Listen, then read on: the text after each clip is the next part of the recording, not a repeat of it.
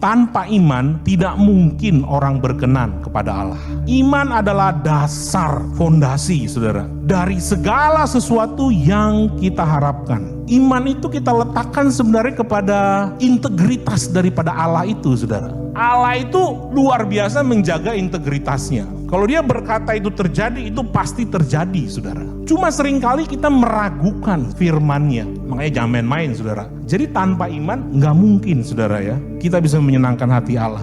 Nah, untuk itu kita akan melihat sebuah kisah, saudara, yang sangat terkenal, yaitu Yesus berjalan di atas air. Sesudah itu Yesus segera memerintahkan murid-muridnya naik ke perahu dan mendahuluinya ke seberang. Dan setelah orang banyak itu disuruhnya pulang, Yesus naik ke atas bukit untuk berdoa. Dan apa yang terjadi?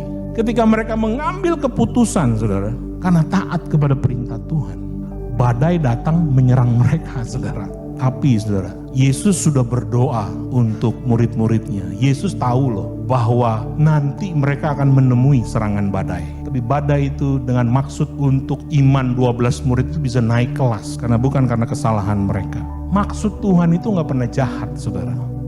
Kalau saudara rindu untuk mengalami perjumpaan Tuhan, melihat Tuhan menghampiri saudara dengan cara yang baru yang gak pernah saudara pikirkan sebelumnya, saudara harus mengizinkan Tuhan untuk berjalan di atas hal yang paling menakutkan yang saudara sedang hadapi hari ini. Tuhan gak mau saudara itu membatasi Tuhan. Saudara harus buka kesempatan buat Tuhan untuk mendemonstrasikan bahwa He is God of the impossible. Dia adalah Tuhan dari hal-hal yang mustahil, saudara. Petrus berseru ya kepada Tuhan, apabila engkau itu, suruhlah aku datang kepadamu berjalan di atas air. Petrus tuh gak nekat loh, saudara. Dia punya keinginan yang memang berlawanan dengan arus, tapi dia cek kepada Tuhan. Boleh gak saya berjalan di atas air? Itu caranya Petrus mendapatkan rema itu, saudara. Tetapi ketika dirasanya tiupan angin, takutlah ia dan mulai tenggelam. Lalu berteriak, Tuhan, tolonglah aku. Segera Yesus mengulurkan tangannya memegang dia dan berkata, hai orang-orang yang kurang percaya, mengapa engkau bimbang? Lalu mereka naik ke perahu dan angin pun redalah. Petrus fokusnya berubah, saudara. Ketika di dalam badai, saudara, ya. Penting sekali kita menjaga fokus kita, pandangan kita, saudara, ya. Never change your focus. Keep your eye on Jesus, saudara. Arahkan pandanganmu kepada Tuhan. Aplikasinya apa sih, saudara? Yang pertama, saudara, ya. Saudara mau buat keputusan, cari remanya, saudara, ya. Renungkan firman, saudara, ya, logosnya, sampai saudara dapetin remanya, saudara.